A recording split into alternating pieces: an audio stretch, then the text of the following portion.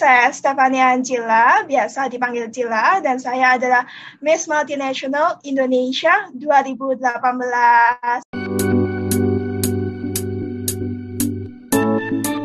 Pertama kali mulai itu tahun 2015, jadi sebenarnya nggak punya basic dan nggak punya keinginan sama sekali untuk ada di dunia kontes kecantikan, di dunia model, di dunia duta wisata. Cuma pada akhirnya suatu hari mungkin jalannya Tuhan ya, jadi saya bertemu dengan salah satu agent, yaitu dari Yayasan Anugerah Bintang di Jakarta. Saya bertemu dengan salah satu agentnya dan dia menawari saya untuk ikut ajang yaitu Indonesia Model Hunt, di mana ajang ini juga merupakan salah satu ajang yang sering diikuti oleh para putri Indonesia. Jadi pada saat itu saya merasa oke lah, give it a try. Jadi aku coba dulu aja, siapa tahu itu jalanku. Ternyata dari lomba itu mencapai posisi 5 besar, padahal belum pernah ikut lomba sama sekali. Hingga akhirnya tahun 2016 saya ingin coba lagi, tapi di dunia kontes kecantikan, yaitu salah satu ajang yang bernama Putri Pariwisata Indonesia, dan saya ikut pada saat itu. Jadi sebenarnya waktu itu alasan mencoba dasarnya adalah karena memang benar-benar gak ada keinginan sama sekali, tapi ingin apa ya, benar-benar kayak oke lah, something new, let's try kayak gitu.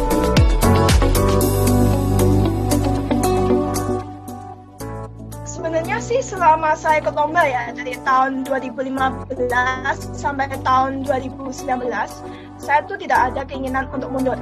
Tapi ada satu momen di mana saya itu ikut ajang Miss Multinational di India, mewakili Indonesia, dan waktu itu saya cuma punya waktu persiapan 3 minggu.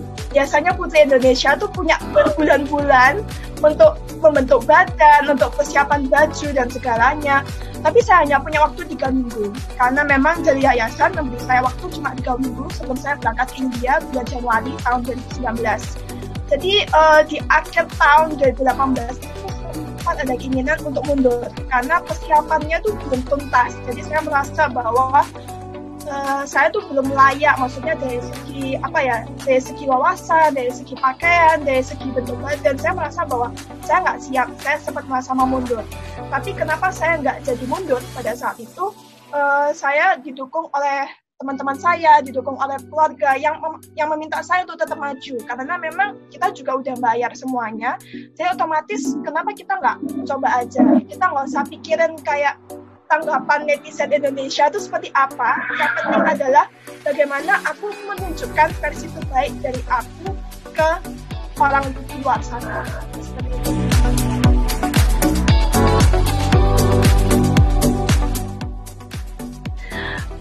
Dari awal ya, tadi yang udah disebutin itu top 5 besar Indonesia Model Hunt 2015. Kemudian runner up 1 Smart Model Look Indonesia 2015 itu dari satu yayasan yang sama yang mengadakan 2 lomba berbeda. Jadi saya ikut dan puji Tuhan saya dapat di dua lomba itu saya dapat posisi. Kemudian top 3 Putri Pariwisata Indonesia Provinsi Jawa Timur tahun 2016. Kemudian Putri Indonesia Jawa Timur Persahabatan 2017. Juara 1 Kak Daning Surabaya 2017. Dia juara 1 Putri Citra Indonesia 2018. Kemudian apa lagi ya? Oh, finalis Miss Culinary Jawa Pos 2018. Kemudian yang terakhir adalah Miss Multinational Indonesia, dan di India mendapatkan gelar Miss Multinational Best in Personal Interview 2018.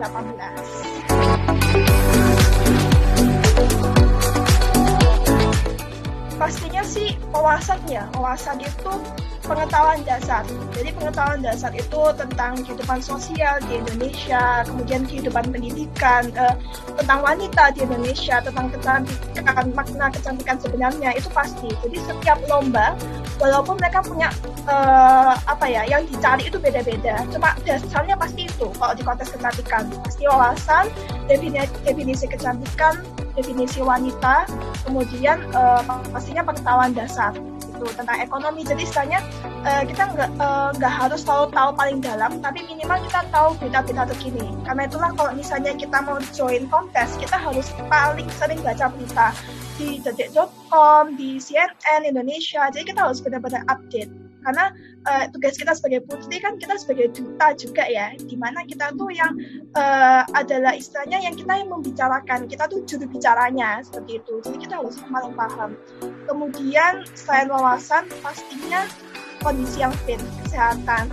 Orang menganggap bahwa ketika ikut kecantikan itu kita nge-gym itu supaya bentuk badan bagus, tapi itu masuk akal sih, masuk akal. Tapi sebenarnya kenapa kita diminta untuk olahraga? Supaya kita tuh kuat menjalani hari-hari karantina, atau misalnya kalau kita ikut ajang di luar negeri, yang angkat koper tuh kita sendiri, bukan panitia, bukan apa, tergantung lombanya ya, tergantung lombanya. Kalau saya di Miss Multinasional, saya bawa koper 8 kilo ya, sama nasional kostum bawa banyak banget, dan ternyata itu saya harus angkat sendiri. Jadi pihak sana nggak mau bantu. Misalnya kita tuh yang memang harus benar-benar angkat, dan di Putri Indonesia pun beberapa pun seperti itu. Jadi sebenarnya tuh kita nge-gym itu untuk kondisi yang fit, dan kita tuh juga kuat gitu loh, bahwa kita tuh nggak lemah gitu loh, seperti itu. Nah, selain wawasan, kondisi yang fit, tentunya kecantikan. Kecantikan itu sebenarnya relatif ya, semua tuh pasti cantik lah, orang namanya perempuan ya pasti cantik, nggak mungkin ganteng kan. Nah, tapi kita tuh selalu dilatih untuk menjaga kecantikan dari dalam. Contoh tingkah laku, etikanya kita bagaimana kita bersosialisasi dengan orang, itu kita harus belajar.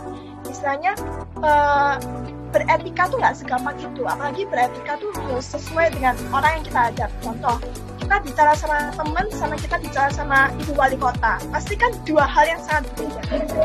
Jadi kita harus belajar sendiri, kita harus belajar. Kemudian kecantikan dari luar, bagaimana kita tuh merawat kulit. Contoh, kita pakai skincare, kita pakai face wash, kita sering cuci muka. Kemudian kalau misalnya di Islam kan kita juga sering wudhu kayak gitu. Nah, kita tuh harus benar-benar mengikuti itu semua, karena kecantikan luar yang sebenarnya itu adalah kondisi kulit yang bagus, bukan seberapa tebal make up yang kita pakai. Gaya masak ya lumayan gitu. Jadi sebenarnya waktu aku pilih kuliah masak, karena aku SMK-nya masak, jadi aku nggak SMA. Jadi aku SMK milih masak, dan waktu itu aku belum punya pikiran tentang masa depan. Jadi aku mikir, oke lah, gampang masak aja kayak gitu. Pas kuliah masak, saya baru paham bahwa ternyata itu bukan jadi diri saya. Hingga akhirnya saya ke lomba-lomba. Nah, pada saat di lomba-lomba itu, saya menemukan bahwa oke, ini diri saya, bahwa saya itu dilahirkan untuk saya tuh berbicara kepada orang lain, seperti itu. Nah, karena itulah, walaupun saya lulusan D3 pariwisata, tapi saya juga kadang masak, tapi memang saya nggak mendalami, karena itu memang sarjananya saya rencana ngambilnya pasti di sekitar di sastra atau komunikasi. Jadi kalau masak sih masih sering, kayak aku lebih ke arah kue ya, daripada masakan, ya lebih ke arah cake.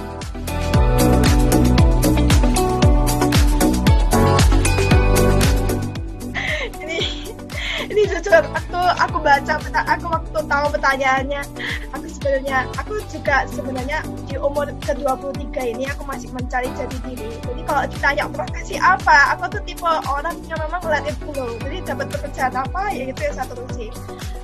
Sebenarnya dulu profesi ya yang pengen saya capai itu sebenarnya kalau nggak model pasti artis ya, tapi kalau artis kan harus ke ibu kota kan, harus ke Jakarta. Jadi memang dalam prosesnya cukup ribet, dan memang keluarga saya juga nggak setuju.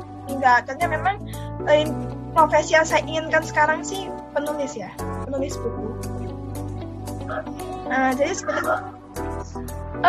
Jadi sebenarnya mama saya itu sudah mengeluarkan buku tentang saya, diluncurkan di Gramedia tahun lalu. Itu bukunya bernama Keajaiban, itu bernama Ruth, nama saya. Jadi buku itu bercerita tentang bahwa saya itu dulu terlahir tidak sempurna. Jadi kalau orang tidak percaya bahwa saya dulu terlahir didiagnosa autism, saya dulu nggak bisa bicara. Iya betul. Saya nggak bisa bicara, saya dulu nggak bisa sosialisasi sama orang, saya nggak berani kayak salaman gitu ya, kenalan sama orang nggak berani. sampai setiap hari itu saya dikasih PR sama mama saya bahwa saya harus kenalan sama 5 orang setiap harinya. Terus namanya dikumpulkan ke mama saya. Jadi sejak kejadian itu akhirnya saya mulai berani sosialisasi. Di pendidikan akademis saya nggak bagus karena memang orang dengan gejala autisme itu dia hanya bisa fokus pada satu hal, di mana satu hal ini akan menjadi bintangnya, yang akan menjadi puncaknya. Nah, saya itu punya kekurangan banyak di pendidikan akademis, tapi ternyata ketika saya didiagnosa autisme, ternyata Tuhan punya jalan lain. Ternyata saya disembuhkan oleh Tuhan dan saya diminta untuk menyampaikan, nah ini loh, saya itu anak autisme, saya bisa menjadi apa yang saya inginkan. Begitu sih. Simple ya, pasti simple aku. Jangan pernah menyerah. Itu paling simple, cuma susah dilakukan. Kalau berdasarkan pengalaman aku sendiri, memang kita tuh dilahirkan itu sama Tuhan, kita punya banyak ujian, cobaan, tantangan, halangan, tapi kita tuh nggak pernah dimaksudkan untuk kita tuh benar-benar jatuh dan nggak bisa bangkit. Seharusnya kita tuh bisa bangkit kalau kita tuh percaya dan pasrah sama Tuhan dan kita tuh punya usaha. Karena doa tanpa usaha nggak ada hasilnya, dan usaha kalau juga tanpa doa pastinya juga nggak akan ada artinya, karena sebenarnya Tuhan itu yang bekerja di kehidupan kita. Jadi jangan pernah menyerah, terus bangkit. Kemudian kalau misalnya punya passion, tetap ikuti passionmu itu. Kamu boleh nyoba banyak hal di dunia ini, jangan pernah coba satu, coba banyak hal, dan nanti pada akhirnya kamu akan temukan mana yang terbaik dan mana yang kamu sukai, itu bisa jalan barengan gitu. Kayak gitu sih, simple sama si pesen. Makanya never give up pokoknya.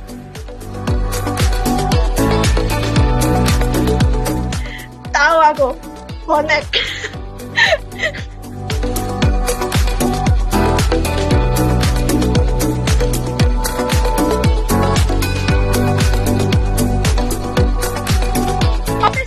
Hari ini udah selesai. Thank you so much udah nonton pada video kali ini. Jangan lupa untuk like, komen, dan share ke teman-teman kalian. Dan sampai jumpa lagi, Subs. Bye-bye.